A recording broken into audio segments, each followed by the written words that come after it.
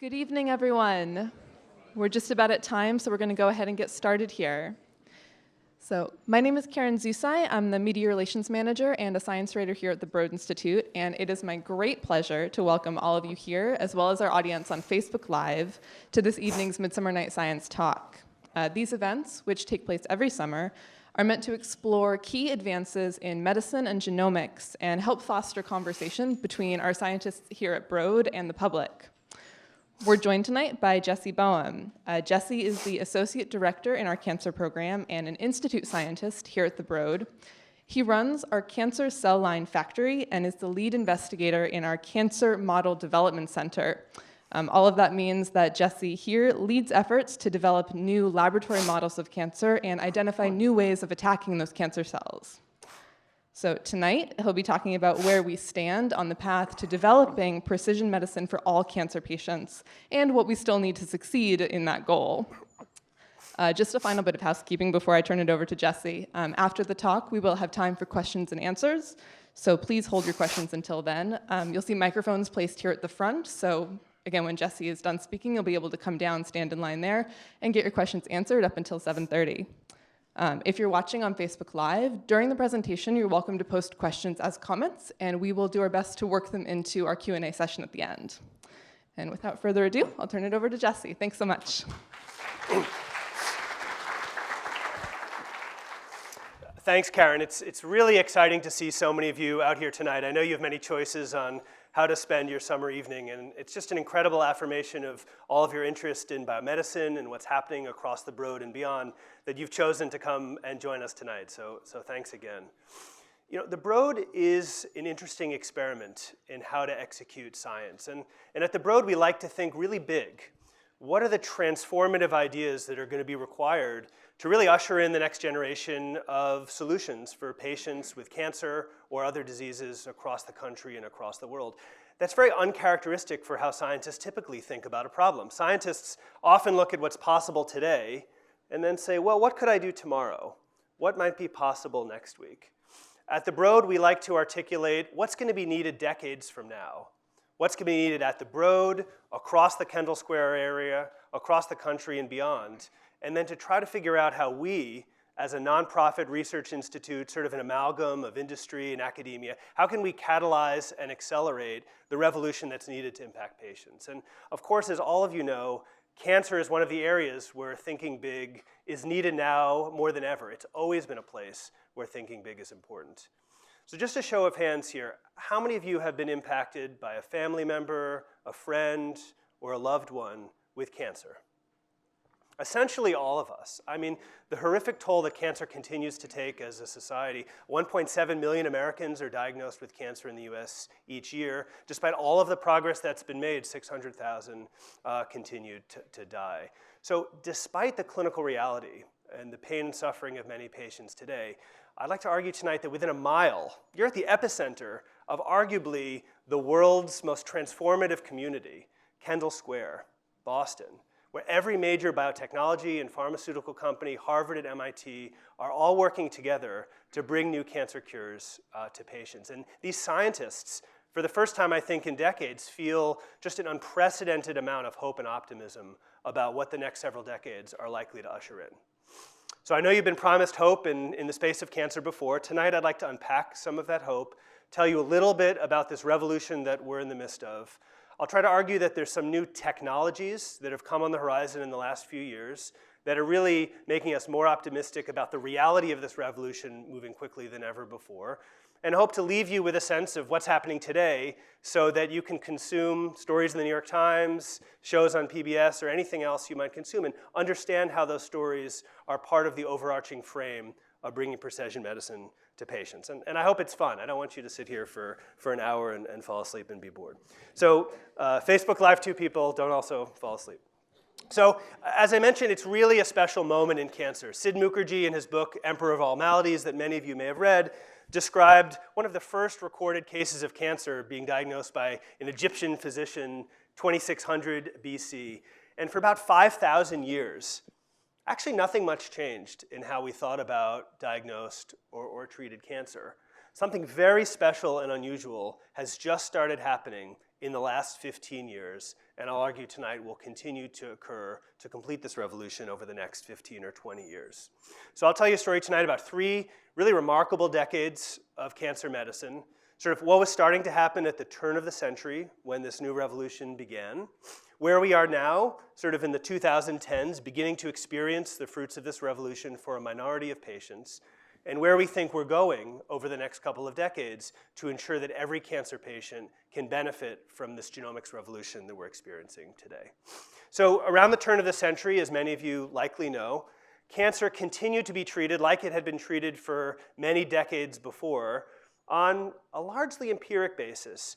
Trials of drugs chosen somewhat at random, chemotherapies that were very toxic to cells in the body, with the hypothesis that fast-growing cells, like cancers, might die faster than the other cells in our bodies. A lot of clinical trials of empiric testing where patients were grouped into these clinical trials basically based on the anatomical location by which their tumors arose. Breast cancers were thought of differently as colon cancers for reasonable reasons, but basically all breast cancers were thought of as the same, and all colon cancers were thought of as the same, and the best we had to offer were these highly toxic drugs. So what began to happen in the 1970s and 1980s, next door at the Whitehead Institute and in many other organizations, began to be a revolution in our understanding of what was the inherent nature of cancer cells. Of course, cancer cells in our body are just like normal cells in many ways. They have almost all of the same DNA spelling components as normal cells in the body, but they have a very small number of mutations in their DNA, within their chromosomes, that bestow upon them the power to grow and spread and colonize the body. And scientists started to learn that cancer was really a disease of the broken genome, where changes in the DNA manifest themselves through these expression patterns in this other molecule called RNA, and then created these proteins which executed aberrant functions which allowed cancer cells to grow. These DNA changes over the course of several decades were categorized in a number of different ways. There were these point mutations, single spelling errors in the A's, T's, C's, and G's that allowed cancer cells to grow. Whole regions of chromosomes. We have 23 pairs of chromosomes, whole regions that had extra copies, amplifications, and deletions. And these DNA mutations create antigens, little bits of protein products that cells express on their surface. And this usually triggers the body's immune system to sense that something's wrong with one of our cells, where the T cells, this specific type of immune cell, goes in and fights off these cancer cells. But over time, these immune cells have stopped learning how to respond to these antigens that are encoded by these mutant DNA proteins. So while we all read about many causes of cancer, I'd like to just convey that this all comes down to a single cause of cancer, and that is mutations in the DNA within our cells. As you may know, cancers can be inherited. They can be passed on through generations. About 5 to 10% of these DNA spelling errors can actually be passed on from parents to children, predisposing children to having a higher rate of developing cancer. But most of the mutations, it probably takes 4 to 6 mutations for a specific cancer cell to turn into a cancer cell from a normal cell. You might inherit one of those from your mother or father. Most of these mutations arise spontaneously as cells divide over the course of a patient's life. And that's one of the major reasons that elderly people have more mutations in their cells and get cancers more frequently. And these are just random errors of cells dividing. Many of these errors are fixed as the cells divide, but in some cases the errors are not fixed and then propagate to daughter cells. But of course, many of the causes of cancer that you hear a lot about actually accelerate this process. Cigarette smoke, exposure to UV light, and other carcinogens all exhibit this property within cells of creating these DNA mutations. So these 3 causes, hereditary, random cell division, and exposure to carcinogens, cause these DNA mutations which make cancer cells behave aberrantly. But although in the 80s we started to learn that these DNA mutations made cancer cells different than normal cells, we had no molecular map with which to interpret them. We knew that there were 6 or 7 of those mutations within the billions of letters within each of our DNA within cells, but we had no map to understand these, or even more to develop therapies against them. This all changed with the sequencing of the human genome, as many of you know, in 2001. The Broad Institute, as you know, grew out of the public face of the Human Genome Project, and now for the first time we had this complete map of all of the DNA present in all of our normal cells within our body. And so what scientists could start to do is to analyze the DNA of a cancer sample, a tumor sample, and compare the spelling changes in the tumor sample to a normal reference map and infer the 8 to maybe 800 DNA mutations that were different. And that gave them the specific roadmap, which were the mutations that were different, which were the broken genes, and that produced some hypotheses about how to deliver cancer therapies in a more precise manner. Not simply based on the part of the body that the tumor arose, but based on the molecular profile encoded in the broken DNA within the tumor genome. So this concept of cancer precision medicine started in the early 2000s, and the first cancer sequencing study was performed in 2007, so it took 6 or so years before a single cancer sample was analyzed. And this started to be useful clinically. So the early observations of how you could directly sequence a cancer genome and directly use that information to program improved clinical care took several forms in the early 2000s. One of the forms was solving mysteries that for many decades had been unsolved by clinicians. And that was, why do some cancer patients respond unusually well to therapies? Many clinical trials, even when they fail, have a small number of patients that respond extraordinarily well. But rather than being accidents we can never explain, genomics started to give us the ability to decode why those patients responded so that we could ensure that all other patients like them could receive the same therapy. So this was an example early in the early 2000s of a drug company developing a new drug to block a specific gene called the EGFR gene. This is a gene on the surface of lung cancer cells and teaches them how to grow and spread. And scientists thought it was a good idea to build a drug against this gene, but they didn't know which lung cancer patients to give this drug to. So a large clinical trial was run. It was a successful trial by statistical standards, but only about 5% of the patients in this trial responded. But when they responded, it was pretty amazing. Here's a CT scan. On the left, you can see one of the patient's lungs is completely occluded by the tumor. That's why it's white.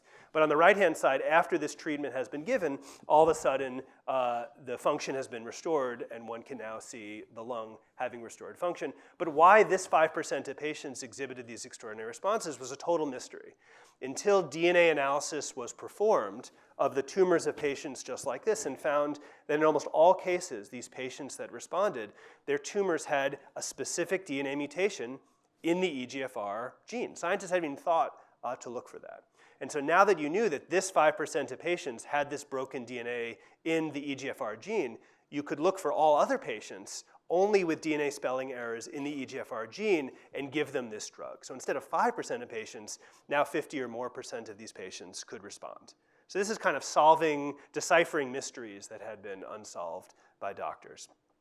The other dimension, which was really exciting, was cataloging all of the broken genes in some advanced cancers that had been refractory to many clinical studies for many years. So one example is in melanoma, a type of skin cancer that is sometimes caused by exposure to ultraviolet light or other sources. And while this was one of the most aggressive cancers, for years and years and years, scientists didn't know anything about the broken genes causing this cancer. Genomics finally solved this mystery. Analyzing a number of genes, scientists found that almost 50% of these tumors had a specific broken gene. It was this BRAF protein, BRAF, and this actually fortuitously encoded a protein that drug companies were really good at building drugs to block. And the discovery of this gene started in 2002, and within a few years, scientists had already developed drugs against this gene. They could launch a very focused clinical trial and deliver the care only to the patients with this broken BRAF gene. And the patients who received these therapies, many of them exhibited these really just extraordinary responses, going from patients with metastatic tumors all over their body to knowing that these patients had this broken gene in their tumors, giving the right drug to the right patient, and seeing these amazing responses, which lasted for 6 months, sometimes 12 months, sometimes longer. So the pace of clinical progress guided by genomic precision medicine went from 2002 to 2009, 7 years from knowing nothing to having a drug which produced responses like this. That shortened the traditional time for drug discovery, which is normally 2, 3, or even 4 decades, tremendously. Now in the last few years, as many of you have learned from, I'm sure, reading the public press or paying attention to the field, there's yet another really exciting tool in the precision medicine arsenal. And that's a new type of drug that, instead of killing the cancer cells directly, reteaches the body's immune system how to carry out their natural function, which is to fight the cancer cells and eliminate them. So cancers, I mentioned, have these DNA spelling errors. Normally, they expose these antigens on their surface. T cells within the body and other immune cells can see the cancer cells and eliminate them. But through a process of natural selection and evolution within the body, certain cancer cells figure out how to lull the immune system to sleep. And now these new tumor immunity drugs reawaken the immune system and teach them how to now fight the cancer. And now, with a combination of these new types of therapies in melanoma, now what was universally a fatal disease just 5 or 6 years ago, 5% 5-year survival rate, now 50% of these patients or more are surviving for long periods of time. Absolutely, totally transformative, never before observed. A lot of excitement about this new dimension, but like that first example with this EGFR patient that we didn't quite understand, cancer immunotherapies are still stuck in this challenge that we can't quite predict which patients will respond to which therapies. And so now the next frontier of precision medicine is applying genomic tricks to try to figure out which patients respond to immunotherapies and which don't. So that's where we've been over the last few years. It's just a tremendously exciting time. But despite everything that I've said, I think the real complicated elements of cancer precision medicine are hard to communicate. This all looks good on a PowerPoint slide. The patient goes into the clinic, their tumor is molecularly characterized. The clinician looks at that report and says, aha, I know exactly what to do. They go to the shelf, there's 20 pill jars on the shelf, they take the pill jar off the shelf, they give it to the right patient, miraculously, the patient is cured. Looks good on a PowerPoint slide, but today, only about 20% of patients can make benefit of this precision medicine revolution. When it does work, sometimes in many cases, these medicines don't produce lasting responses, and drug resistance takes hold. So patients get some benefit, but not an infinitely long benefit. So the goal of the Broad's cancer community, and I would say the cancer research enterprise as a whole, is to ensure that cancer precision medicine, molecularly guided, rationally driven cancer drugs, can benefit all cancer patients over the next 20 to 30 years. So how do we do this? What are the barriers to this progress, and what are the new technologies that are beginning to help us feel optimistic that we're about to overcome these barriers? So one of the most significant bottlenecks historically has been relatively a simple one. It's access to this new genomic technologies. Only a small fraction of cancer patients, often seen at major medical centers like the Dana-Farber or the MGH or Beth Israel here in Boston or other centers around the country, were benefiting from access to this technology. Many patients, as I'll mention, are seen in the community at a hospital near their house, and there was very few opportunities for patients to have this new type of molecular profiling performed of their tumor. So there have been two really major advances that have really democratized access to this type of genomic technology. One has been the market, a dramatic reduction in costs of DNA sequencing. When the first human genome was analyzed in the beginning, there were hundreds of millions of dollars to analyze all of the broken genes in one tumor. This has dropped precipitously way faster than the semiconductor law known as Moore's law. And now the current cost of a whole genome is under $1,000. And so that produces incredible market opportunities for this type of technology to be accessed by many patients. The second major advance, actually, many people weren't paying attention to, just took place in the last couple of months. While many patients could get this genomic technology, they had to pay for it out of pocket. Cancer insurers weren't prepared to reimburse for this technology for a number of reasons. But just in March of this year, the Centers for Medicaid and Medicare Services decided to approve a certain type of genomic testing for the majority of advanced genomics patients. And this is producing an incredible opportunity for now private insurers to follow suit. And so the prediction is that over the next decade, most patients will demand access to this type of genomic testing, as they should, and now through a combination of market incentives and reimbursements, they'll be able to access it. So that's a standard type of genomic technology, a standard type of genomics being applied to a needle biopsy stuck into a tumor with some cells extracted. But there are many tumors within the body, say in the brain or advanced cancer patients, for instance, for which sticking a needle into the tumor to extract some cells to perform this type of genomic testing simply is not feasible. And for that reason, many of these genomic tests were being performed on early stage cancer patients for which you could take out the tumor. Some of those patients were cured, but were not accessible for later stage cancer patients who could really benefit from those advances. There was no reimbursable reason to stick the needle in the tumor. You could reimburse for the genomic test, but you couldn't reimburse for the painful biopsy to take some new samples. So one of the really exciting revolutions here at the Broad, across the Boston area and beyond, that's starting to take shape is the ability to map the entire genome, or most of the genome, of almost any solid tumor, many solid tumors, from a simple tube of blood. So how is this possible? Cancer cells, it turns out, shed little bits of DNA into the bloodstream, little bits of DNA that were unseen for decades and decades.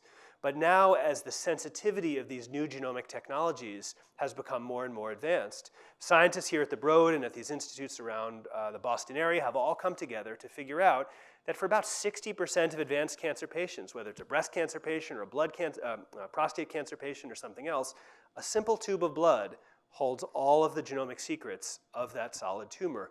And this allows you to monitor the progression of this tumor's evolution over time. What's shown on the bottom is a fancy picture that shows that the DNA of a standard biopsy, shown in the black, has the same DNA changes as the sequencing of the same sample from the blood. And this, over the next several years, will provide clinicians the opportunity to not just observe the genomic changes from essentially any cancer patient, just with a harmless tube of blood, but monitor their responses to therapy temporally in real time. Just a tremendous revolution in cancer genomics.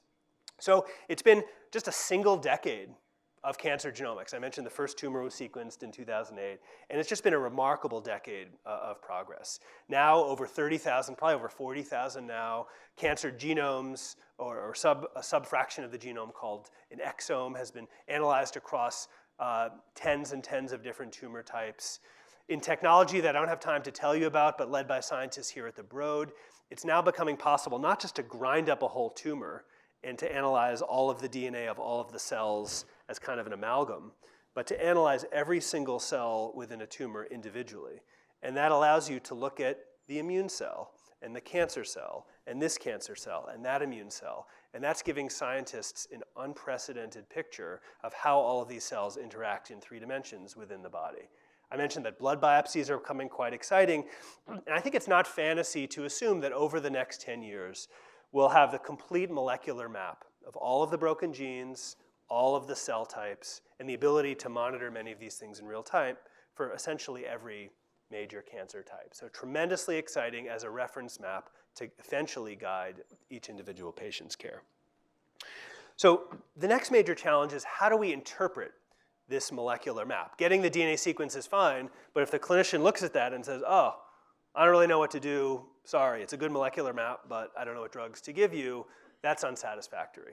So the second major challenge is, how do we use this information to predict responses? And the reality is that most cancer samples have hundreds of mutations, and we can't read off of the genome of an individual cancer patient in most cases and predict with confidence which drugs that patient should get. Sometimes the clinician is told, oh, there's 17 clinical trials that might be useful. Or there's this clinical trial that could be useful, but we don't really know. Or we don't even understand what those broken genes actually do, so good luck, let's let the research community figure it out for a while. So the clinical trials are supposed to address this problem, of course, but clinical trials are quite slow. And actually, most cancer patients don't even participate in clinical trials. Only about 5% of US cancer patients in the US are seen at a major medical center, and that's where most of the clinical trial action takes place. Over 85% of cancer patients are seen at a hospital near their house where that clinical trial might not be open. But the doctors are prescribing medicines, and some patients are responding in unusual ways, as I mentioned, and some patients aren't. But there's no infrastructure to learn from the experiences of these 85% of patients. Their tumor samples haven't been available for study. Their samples are locked up in a freezer in their local hospital somewhere. And we haven't been able to connect these samples to research. We hypothesize that now, with the ability to connect patients directly, using social media technology and other cultural changes where many patients actually want to partner with scientists, maybe we could access many cancer patients. Maybe we could access all cancer patients and give them the opportunity to participate in a research study. So most samples that a patient will go into the hospital, they'll consent to a research project, and their biospecimen will sit in a freezer somewhere in that hospital. The hospital will protect it. Maybe a researcher will use it, maybe they won't, but the patient never interacts directly with a research project. We use social media, Twitter, Facebook, LinkedIn. We said, let's just give patients the opportunity to raise their hand and say, I want my biospecimen that's sitting in my hospital freezer to be sent to the Broad Institute for genomic analysis to be performed. I want to tell researchers everything that's happened to me so that my experience can be learned from. I want to donate my medical records for research. And it was a hypothesis that cancer patients would come out of the woodwork and want to participate in research. And that hypothesis has really been borne out. Thousands and thousands of patients have said, count me in. I want to be part of this project. They receive these kits in the mail. They send social media posts of themselves filling these kits. And now over 6,000 patients in 3 provisional research projects, one shown in green in breast cancer, one shown in orange with a very, very rare cancer type called angiosarcoma, and now one that's emerging in blue with prostate cancer. It's given the opportunity for patients anywhere in the country with one of these 3 disease types to say, count me in, send their saliva sample, and then eventually their tumor sample for the Broad so that we can learn from the clinical experience of all of these patients. And we're in the process of thinking about how to expand this revolution to over 90% of the cancer patients over the next few years. We need to make it possible to learn from the experience of every single patient. Now, despite all of these advances in technologies and social media and patient engagement, we only have about 100 cancer drugs today, maybe 200, not probably the multiple thousands of drugs we're likely to need. So regardless of what we do, and regardless of how much we can learn from the patient experience, at the end of the day, we're likely to emerge, by analogy, by Google Maps analogy, with kind of a state-level view of how to deliver precision medicine. This patient looks kind of like those other patients in this region of the world or in this region of the genome. Probably some of those patients will respond to therapy, but we think that probably won't get us to the individual personalized place we need to go. We simply don't have enough cancer drugs, but we do have tools in the laboratory to block every gene one by one, and there's thousands of drugs out there. We can't randomly assort all cancer patients on the planet to every possible drug, but we can do that experiment in the laboratory. So this led to a simple idea. Maybe we could cut up tumors, grow them in the laboratory as what are called cell lines, or these 3-dimensional structures now called organoids, and perform the experiment in the lab so that patients don't have to suffer, and that we can randomly test all drugs by all patients. And historically, this concept, which began in the 1950s, only about 1% of tumors, despite these tumors growing like gangbusters in the body, it's sort of a paradox that very few tumors were able to be grown in the laboratory. But we said, this can't be possible. Maybe with new modern technologies, let's make it possible for every tumor to be grown in the lab. So a laboratory map of dependencies, Achilles heels or vulnerabilities of a cancer can be populated so that clinicians of the future can learn from the clinical experience of previous patients and can learn from the laboratory experience of what we're calling the dependency map. So this includes a project that has grown out of my lab and other areas at the Broad that's trying to make this map a reality. Thousands of these laboratory models of cancers with comprehensive molecular annotation, with new drug and genetic tricks that I'll talk about to evaluate their vulnerabilities one by one, to produce a full map that we think is likely to galvanize drug hunters to build the next generation of drugs that will have higher success rates, And for existing drugs, since they will be tested in new types of cancer for which the drug company may have never looked, new predictors of patient response. So we think that this dependency map will be a complementary approach to the patient experience that will help to deliver the precision medicine benefit ultimately at the personalized level. So let me tell you a little bit more about what are these laboratory experiments and how we're moving them forward. So to create one of these dependency maps in the laboratory, we first need these little bits of tumors called cell lines. This is a tumor that's chopped up and grown in the laboratory. And about over the last 80 years, there's been a lot of progress. About 1,500 of these laboratory models called cell lines across a number of disease types have been made. And a project at the Broad has analyzed all of their genomic information and shared this broadly with the world so that researchers anywhere can perform an experiment on one of these laboratory models and connect the results of the experiment to the molecular profile of that sample. But while 1,500 seems like a big number, as I mentioned, millions of patients are diagnosed with cancer each year. Cancer has many types, many subtypes. Many ethnicities aren't represented at all in existing cell lines. It's almost all Caucasian and Asian patients. For prostate cancer, the entire world has 3 laboratory models. All of the advances in prostate cancer are all based on samples from 3 men. So is it any wonder that we haven't made as much advance in prostate cancer as we would have liked? For rare tumors, there's 500 types of rare cancer. 30% of cancer patients have a very rare cancer. In most cases, the answer is 0. There are 0 laboratory models for any scientist to identify new cures. So we need a new approach to create new laboratory models that can be shared broadly with the world. And this is where another technology revolution has become so exciting. So there's a new technology that enables the propagation of cancers in the laboratory, not as 2-dimensional models that grow on the bottom of a petri dish, but as 3-dimensional models that grow as spheres or these organ-like structures, mini organs called organoids. And this, some scientists think, may enable these laboratory models to have higher fidelity to the primary tumors from which they were derived. But at minimum, what we've experienced here at the Broad, and others have, is that the rate of derivation, remember I said it was 1% before? For some of these cancer types, the rate of successful derivation is now north of 75%. So this means that many cancer patients, almost in the future, almost any cancer patient, we can create a laboratory model of their tumor and use it to populate a research map that will benefit future patients. And so I lead a project here called the Cancer Cell Line Factory, which tries to apply the same industrial scale thinking as was applied a decade ago to turn DNA sequencing from a very manual, painstaking, error-prone process to what's now, if you ever have the opportunity to tour the Broad Sequencing Center, what's now a very automated, organized, industrial scale operation, to apply the same principles to building and deriving these laboratory models.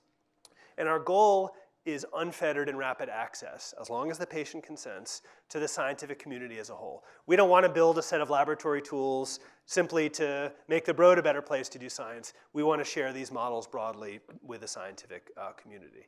And over the last several years, this has been a wonderful success. Over 1,700 of samples from primary tumors have gone into these little boxes from locally within the Boston area and beyond, resections of a tumor being removed, a fluid sample from a patient with an ascites drain, a biopsy sample, et cetera, and have been put through their paces in the laboratory to painstakingly derive one of these laboratory models and then begin to share these models with the world.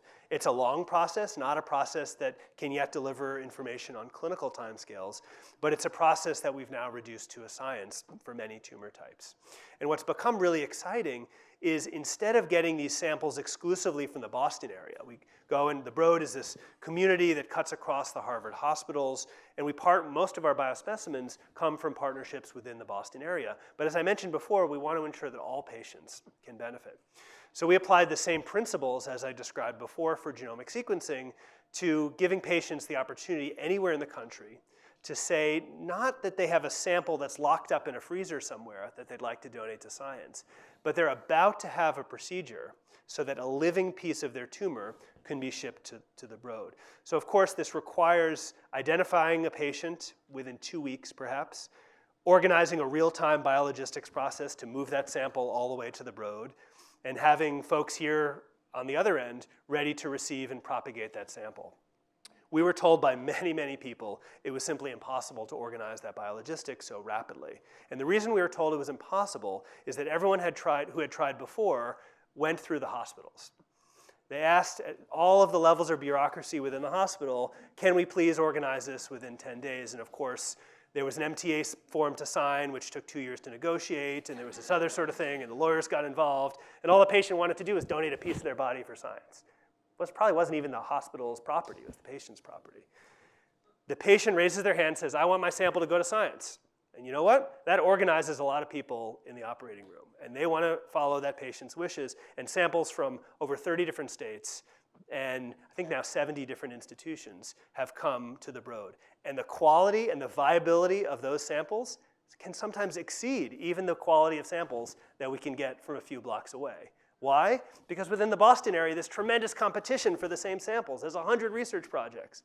But if you're a patient in the community, your sample is just going and sitting in a freezer. So you have the opportunity to donate your sample for science, and we can now grow out these cell lines in the lab. That's very exciting.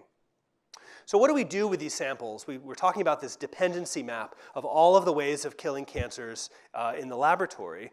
What do we do to ensure that these new samples can be used to understand vulnerabilities? And there's two types of technologies which are very useful to understand dependencies or Achilles heels of cancers in the laboratory. One might be obvious. It's to test drugs. I mentioned there's about 100 or 150 cancer drugs, but actually there's about 11,000 drugs that have been proven to be safe in people across many different disease types, but many of which have never been tested for their serendipitous ability to kill cancer cells. Wouldn't we like to find new opportunities to repurpose existing drugs for new uses in cancer? Very hard experiment historically to run. We can now do that. The second approach that I'll talk about in a second involves disrupting genes not with drugs, but with genetic reagents to snip each gene one by one, for instance, with this new Crispr technology, which I'll mention in a few minutes, to block each gene one by one, even before drug companies have ever built drugs. So let's first talk about the drug axis. So scientists for a long period of time have observed really interesting serendipitous observations about relationships between drugs and their ability to kill cancer cells. One of the discoveries that emerged in the early days of the Broad was that statins, cholesterol-lowering drugs for cardiovascular disease, actually killed and suppressed the growth of these blood cancer cells. These statins were being used by hundreds of thousands of patients. This could provide a new, relatively inexpensive approach if proven to be clinically successful for this type of cancer.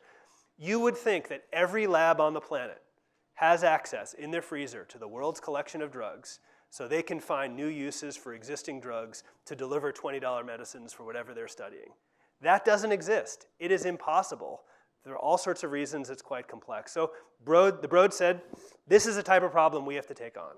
We have to build a drug repurposing library and share that information with the world so that every lab anywhere that wants a full collection of all of the molecules that have ever been proven to be safe in people, that can sit in the freezer of every lab.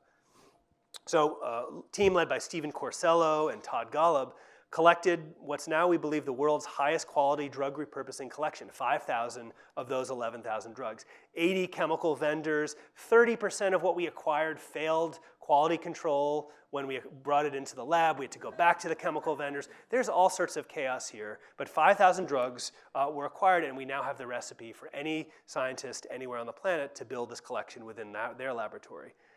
Stephen tested these 5,000 drugs against about 600 of these laboratory models. He was sure that pretty much most of what he would find is that cancer drugs kill cancer cells. He was shocked to find that a tremendous number of drugs, many of these won't validate for patients, but even if a subset of them do, he was shocked to find that many drugs developed for infectious disease, cardiovascular disease, psychiatric disease, killed cancer cells in the lab. No one had ever thought to test these before. And if a small fraction of these could be advanced towards clinical impact, you could have trials very rapidly. So here are just a couple of just mind-bending sort of examples. In our approved arthritic medicine for pets, that's been proven to be safe in humans but clinically abandoned a long time ago, kills a lot of cancer cells that are drug resistant. That's, from veterinary medicine to cancer medicine. That would be exciting. An inexpensive $20 widely prescribed medicine for addiction makes you sick if you drink. This medicine kills cancer cells with a key region of their genome deleted. Scientists had begun to explore this, but this is amazing. A $20 medicine you can get at Walgreens. An antibiotic that's supposed to only kill bacteria, marketed in Europe for the treatment of respiratory infections, actually kills some of these melanoma cells, like I mentioned before. These are 3 of the 1,400 examples that are emerging from the study. Many of these won't end up benefiting patients, but even if a small fraction do, we owe it to ourselves to determine if there's low-cost, inexpensive drug repurposing opportunities. And this experiment can only be performed in the laboratory. So now every new cancer sample that comes in, for which we can create one of these laboratory models, can be tested against the world's compendium of drugs.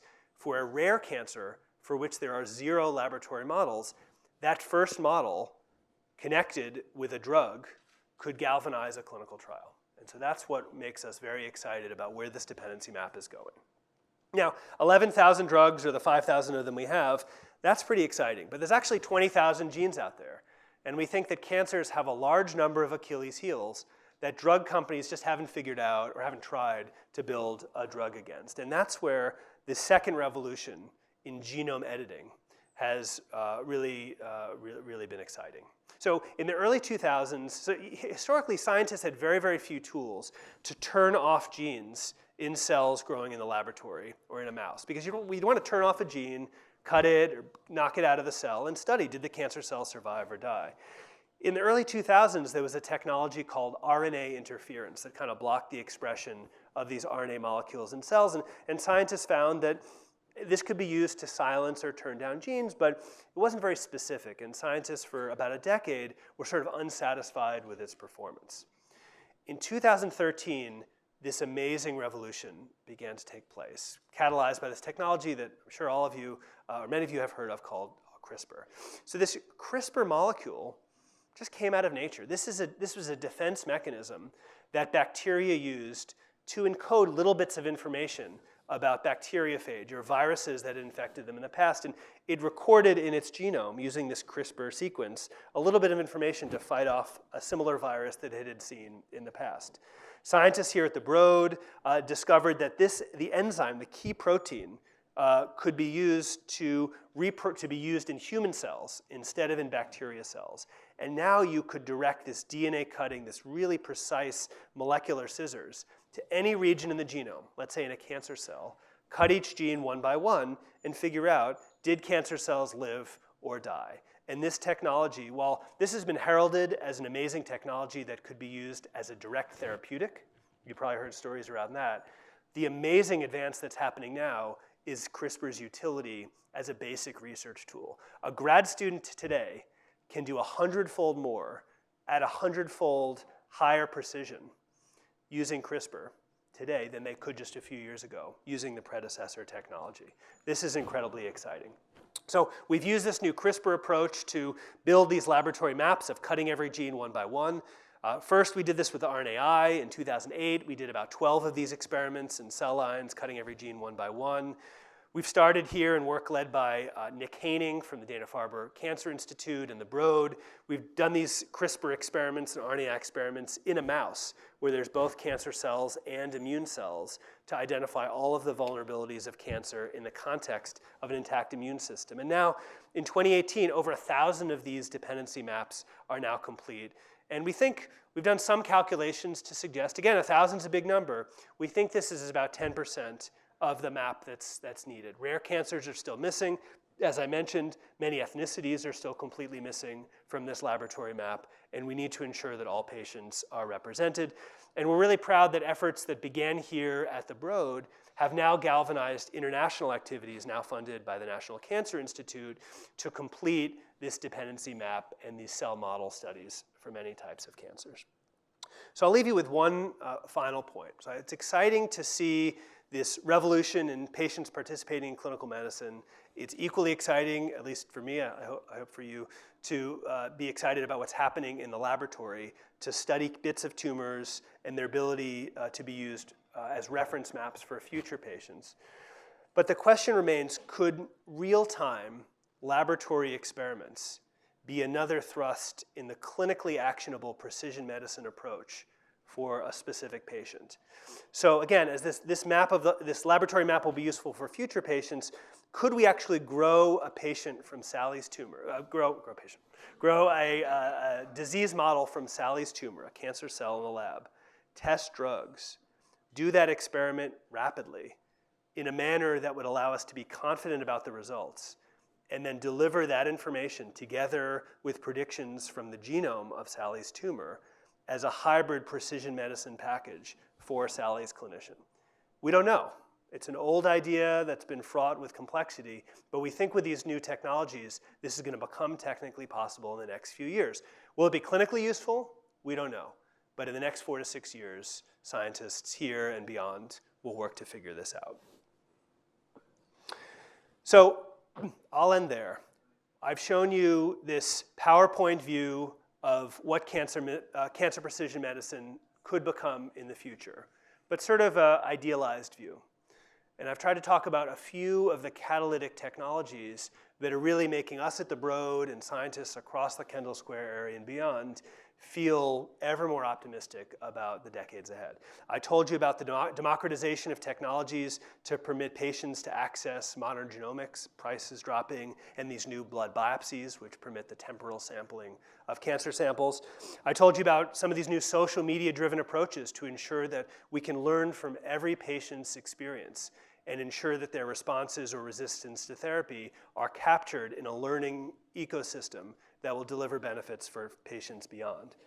I told you a little bit about this Crispr revolution. I hope you learn more about the Crispr revolution, this amazing research tool that acts as a really precise pair of molecular scissors, allowing scientists to cut the genome at will to understand all the vulnerabilities of cancers. And I didn't have time to tell you about yet another revolution in advanced machine learning called deep learning that's really galvanizing our ability to make sense of all of this modern genomic data. And this is the place where the really exciting convergence of Silicon Valley and Kendall Square will be exciting to watch in the future. So we're very excited about solving the problem on the left-hand side. We think within 10 to 20 years, we'll be able to analyze the genome of each patient and interpret the vulnerabilities of that tumor. Will we have the drugs on the shelf to then exploit those vulnerabilities and deliver benefits for patients? That's a little bit harder to forecast. But we do know that the Kendall Square area, this just incredible world-class innovation cluster of essentially every major pharmaceutical company and biotechnology company, is prepared to advance these discoveries towards the benefit of patients. And new structures, new incentives, new communities are needed to bring this community together so that each company isn't working independently. And the Broad is thinking about how it can play a role in galvanizing cancer therapeutics and therapeutics across other areas within the Kendall Square area. So we think over the course to 2030, the goal is really to bring precision medicine to the point where therapies can be increasingly personalized for nearly every patient. We know that not a single drug will be needed to keep cancer at bay infinitely, but more likely a combination of drugs will be needed to block all of the resistance paths to keep the cancer at bay indefinitely. And we think that the prediction of these combinations will emerge from the clinical experience of cancer as well as these dependency maps. Genomic analysis of tumors will become widespread, and a new type of laboratory map is needed. This is the right moment to advance towards building such a map because of these advanced technologies, and we think that patients will stand to benefit dramatically. The community will focus much more on drug resistance than it ever has before, and this will be very exciting. And for industry, we're fairly confident, or we hope, that future drug discovery programs, instead of picking random targets out of the woodwork, will be guided by the predictions from the patient experience and from these laboratory maps, and we think this will yield higher success rates. So I'll stop there. This work is the work of my laboratory, but the work of many laboratories across the Broad and beyond. This is the work of 400 people, and I'm proud to represent them tonight. The cancer program is a very special place to grow and build your career. Just upstairs, maybe not at the moment, but just upstairs are tens and tens, hundreds of young scientists, 20 to 35, most of them, a few a little bit older, who have focused their careers on sharing data, collaborating, ignoring the traditional lab structures or hospital structures that have prevented collaboration, and want to vote with their feet to be part of this biomedical revolution. And by coming here tonight, I think you're part of that as well. So welcome again, and I'd be happy to take any questions.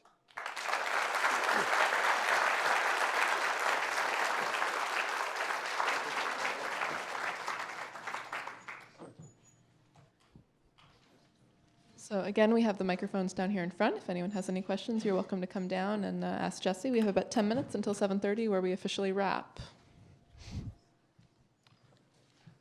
Thank you very much for a very clear presentation. Simple question. For a particular cancer cell in its genome, how stable is that genome over either time or the environment that it's within? Thank you. Right, so the question is about stability of the cancer genome over time. So tumor has maybe 1 billion cells, and as that tumor grows and evolves, the genomics of the entire tumor can change and evolve. And so I think blood biopsies could enable a clinician to monitor those changes over time. At a single cell level, you asked about a single cell and whether that genome grows and changes. It will change because every time that cell divides, it'll accumulate some new mutations. The technologies to monitor that change are just becoming possible today, so we'll know the answer to your question more in the next few years. But as a whole, the tumor grows and evolves, and we think that the clinician needs to have the right map of that tumor proximal to when the patient is being treated, not 12 months before when the tumor maybe was initially resected. Hi, I didn't hear that much about the immunotherapy that would be used in conjunction potentially with some of these drugs and so forth that would be used because it might be a good adjunct, obviously, to the treatment.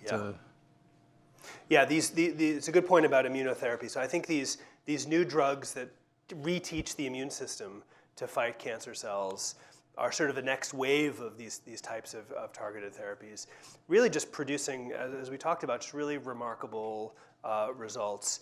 At the moment, it's a little bit of a wild west. There's about, I think, over 500 different clinical trials of drug companies trying to test this immunotherapy and that immunotherapy.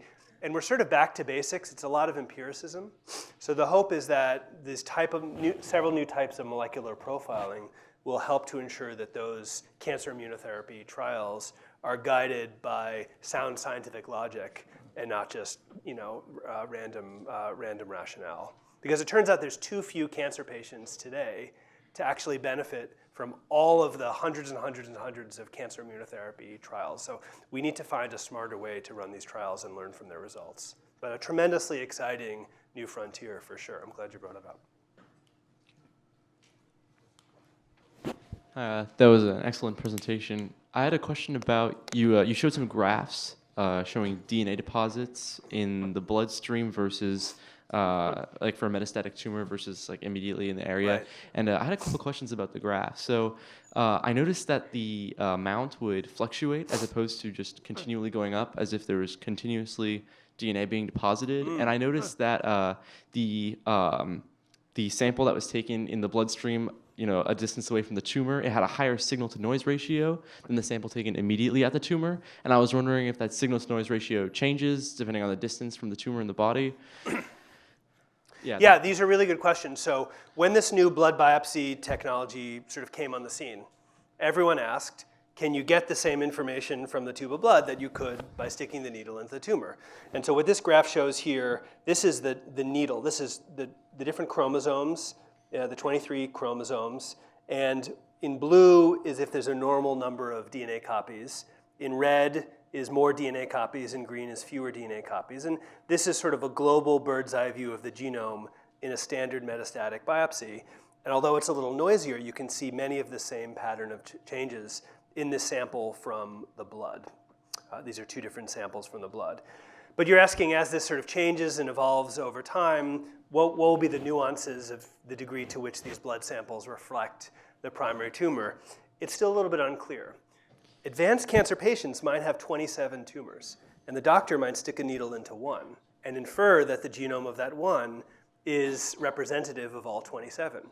So actually, if you sample different tumors in a patient's body, you might get different answers. So even though the blood samples might in some cases have some subtle differences to a biopsy sample, many scientists are optimistic that the blood sample might represent sort of an aggregate assessment of the DNA being shed of all the tumors in the body. So we don't exactly know when there are differences, but in most cases, the blood samples are now quite similar. Does that answer your question? Yes, thank you. Sure. So this thought just occurred to me, so it's a little inchoate.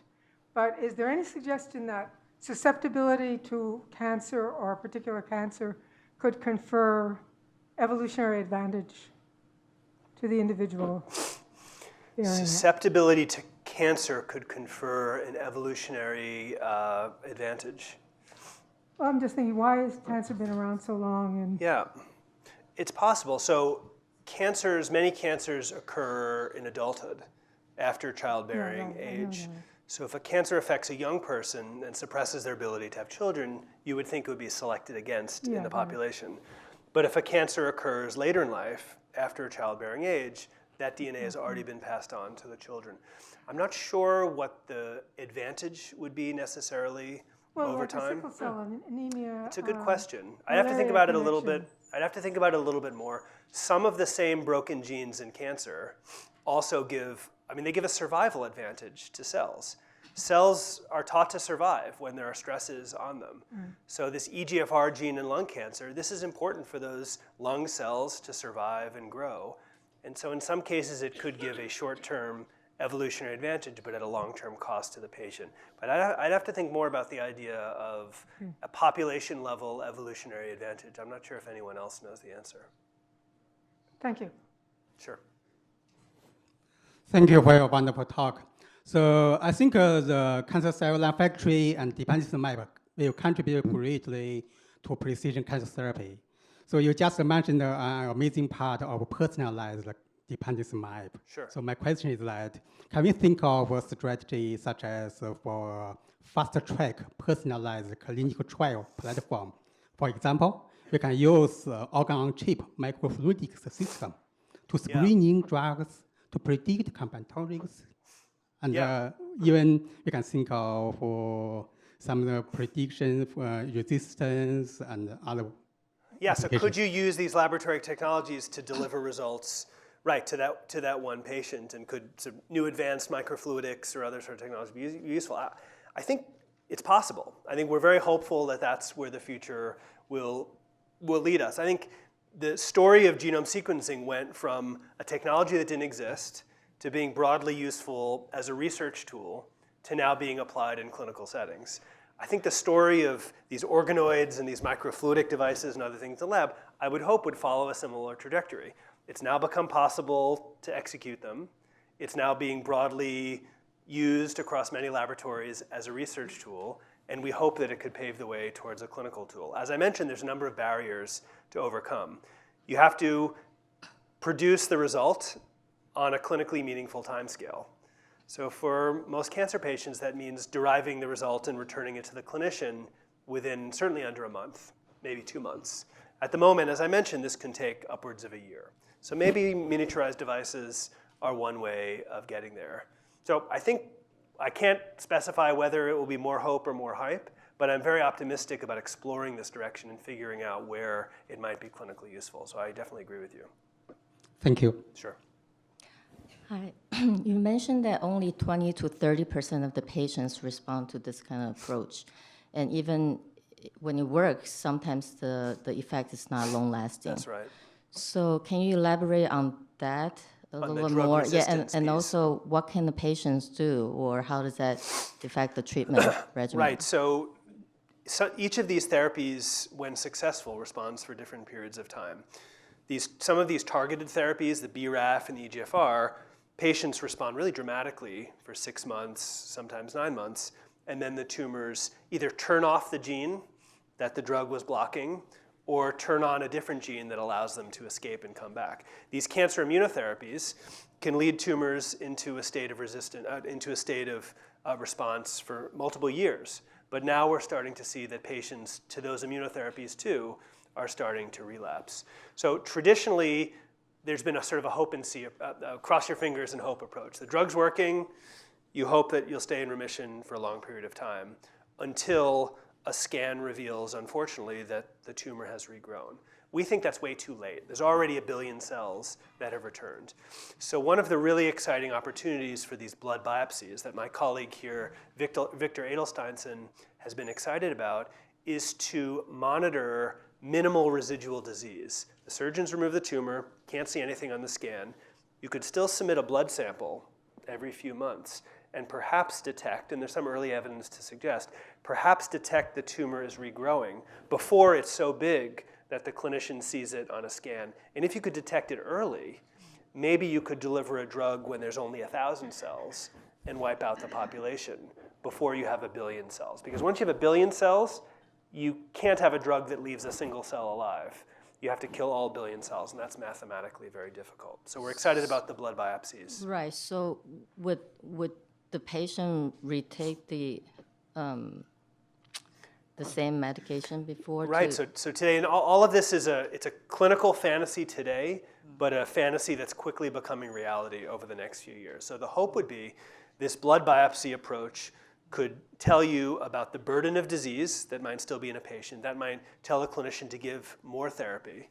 And if this region of the genome, let's say the BRAF protein is on this chromosome here, the blood biopsy might not only tell you there's a little bit of tumor left, but it might tell you that this gene has extra copies, or even that there's a mutation in this gene, and that might lead the clinician to either prescribe the same therapy or a different therapy.